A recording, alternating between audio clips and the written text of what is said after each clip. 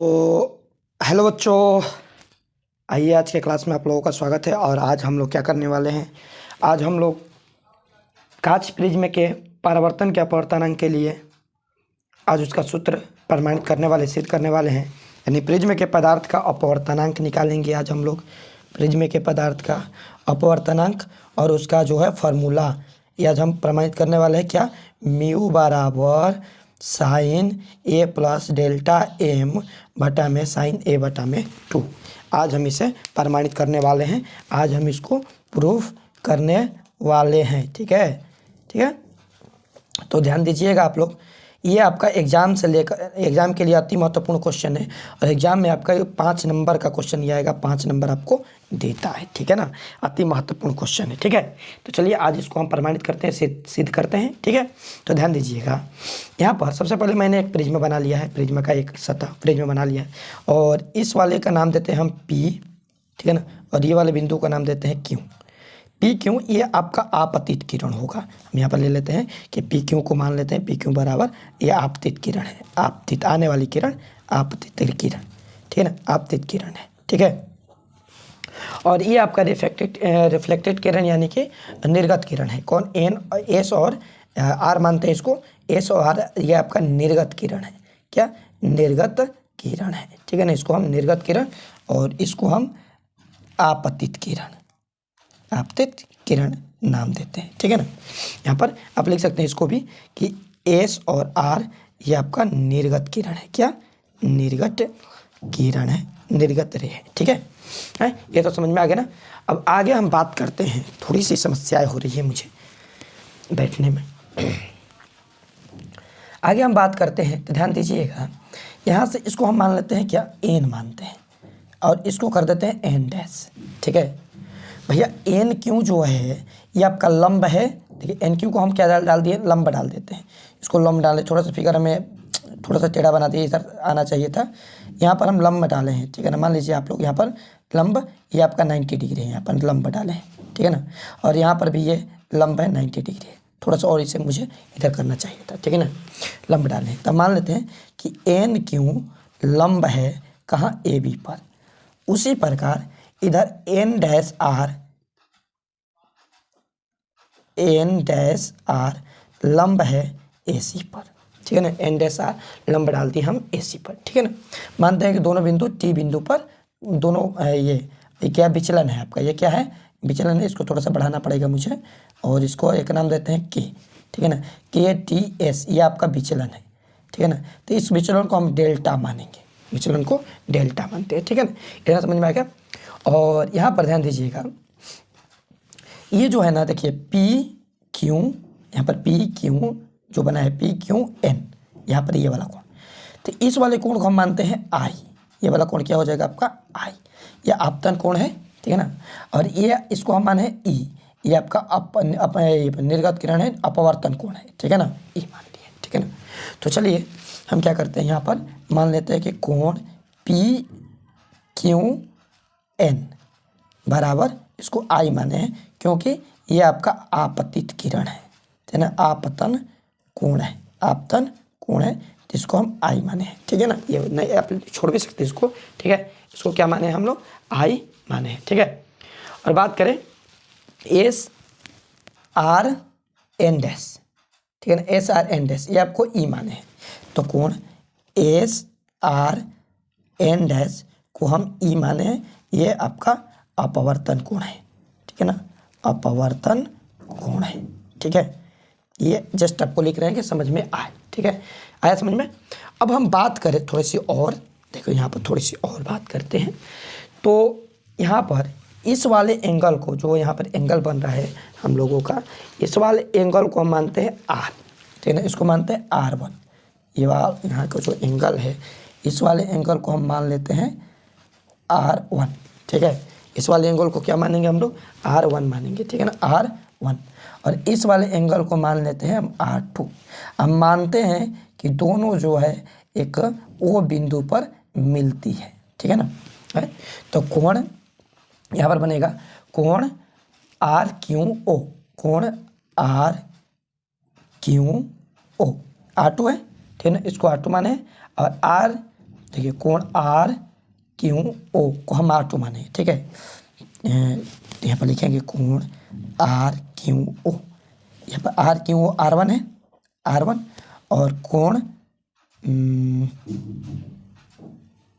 Q R O को R2 माने।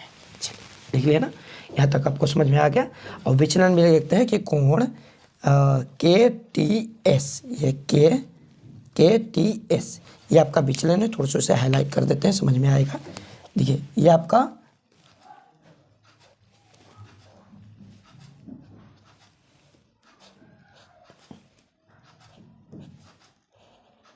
विचलन है, ठीक है।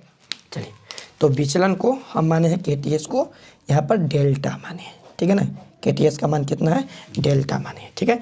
समझ में आ गया। KTS को हम माने हैं क्या, डेल्टा। यह क्या है आपका विचलन है, विचलन कोण है, विचलन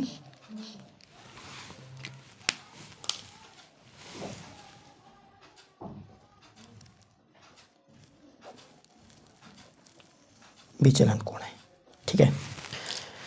आगे बात करते हैं हम लोग। विचलन कोण तो हो गया। अब न्यूनतम विचलन की स्थिति में जब विचलन न्यूनतम हो, मानते हैं कि विचलन न्यूनतम हो, तो जब विचलन न्यूनतम होगा तो उस समय डेल्टा बराबर डेल्टा एम होगा, ठीक है ना। डेल्टा का मान हो जाएगा डेल्टा एम के बराबर, ठीक है ना। जब विचलन न्यूनतम रहेगा तो डेल्टा बराबर डेल्टा एम होगा, ठीक है ना। और ई बराबर, देखिए ई बराबर हो जाएगा आई के, ई बराबर होगा आई के। क्यों भैया, देखो ई बराबर आई, क्योंकि आपतन कोण हमेशा अपवर्तन कोण के बराबर होते हैं। कैसे बराबर होगा, कोई पूछेगा कैसे बराबर होगा, ई बराबर आई कैसे होगा, तो हम कहेंगे अपवर्तन के नियम से। अपवर्तन के नियम से ई बराबर होता है आई के, ठीक है ना, हो गया। और बात करते हैं यहाँ पर, देखिए R2 बराबर R1 हो जाएगा। यहाँ पर R2 बराबर होगा R1 और ये बनेगा आपका R, ठीक है ना। R2 और R1, ये भी जब ये वाला कोण बराबर है तो ये वाला भी कोण, इसके देखिए इसके सम्मुख कोण है ना, तो I के सम्मुख कोण है R और E के सम्मुख कोण है क्या, R2 है ना। E के सम्मुख कोण है R2, ठीक है ना। तो सम्मुख कोण से क्योंकि I बराबर है किसके, E के, I बराबर है E के, ठीक है। तो इसके सम्मुख कोण से R1 बराबर होगा, क्योंकि यहाँ पर मानिए हम इसको थोड़ा सा डिटेल करें तो यहाँ पर होगा R1 बराबर क्यों होगा और R2 बराबर E होगा ना। तो इस माध्यम से हम कह सकते हैं कि R1 बराबर R2 होगा, R1 बराबर भी तो होगा R2 के, ठीक है।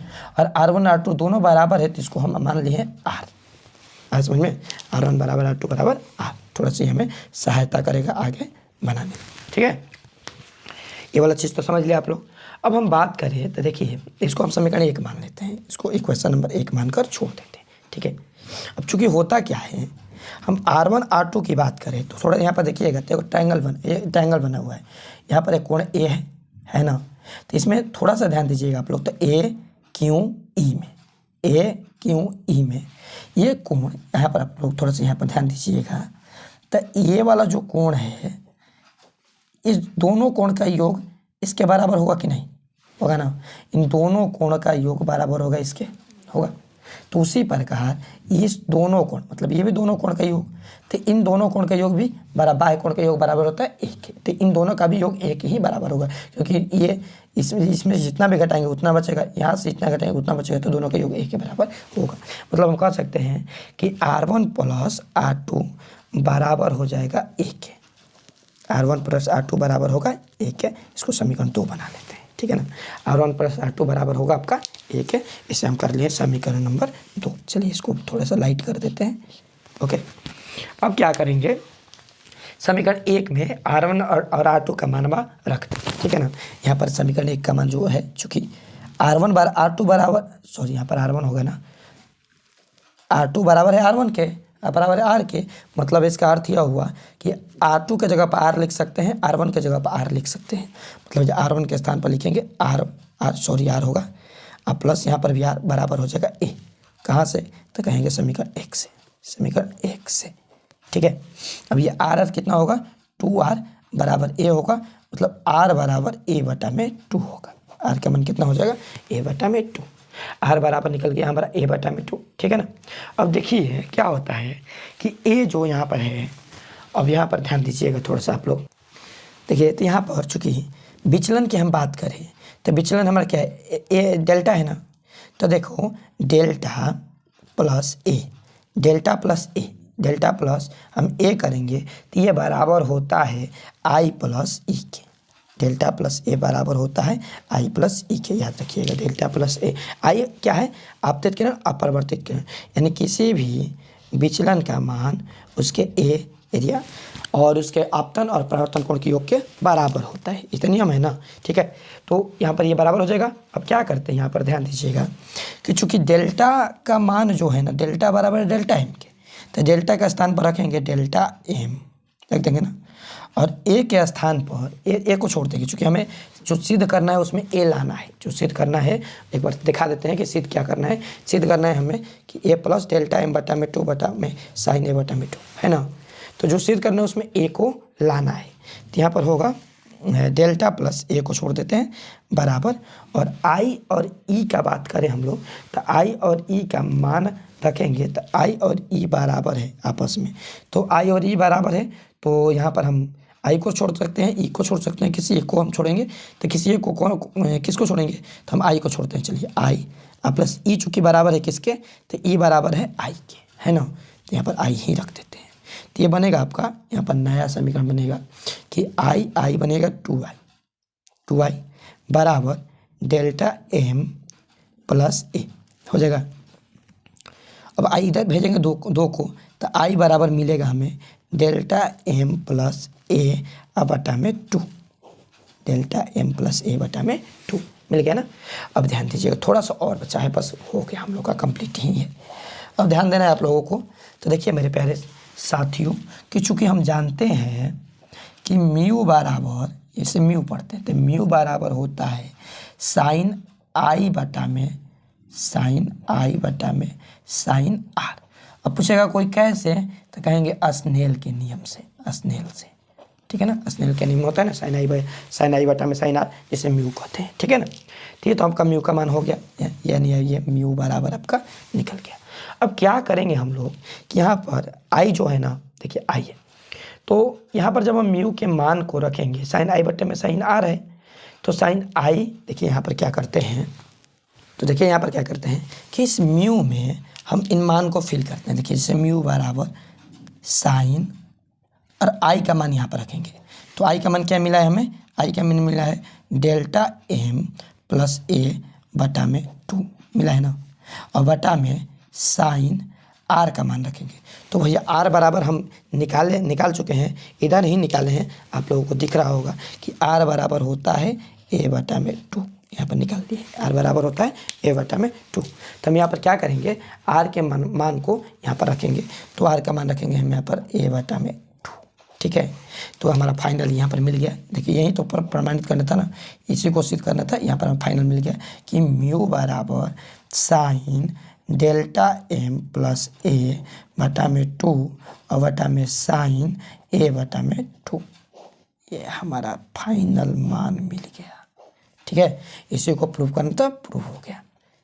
ऐसा समझ में, तो बिल्कुल आसान था, ज़्यादा लंबा नहीं था, बिल्कुल समझ में आ गया आप लोगों को, क्लियर। चलिए कमेंट कर लीजिएगा, लाइक कर लीजिएगा और चैनल को आगे बढ़ाइएगा, ठीक है। धन्यवाद, मिलते हैं अगले क्लास में।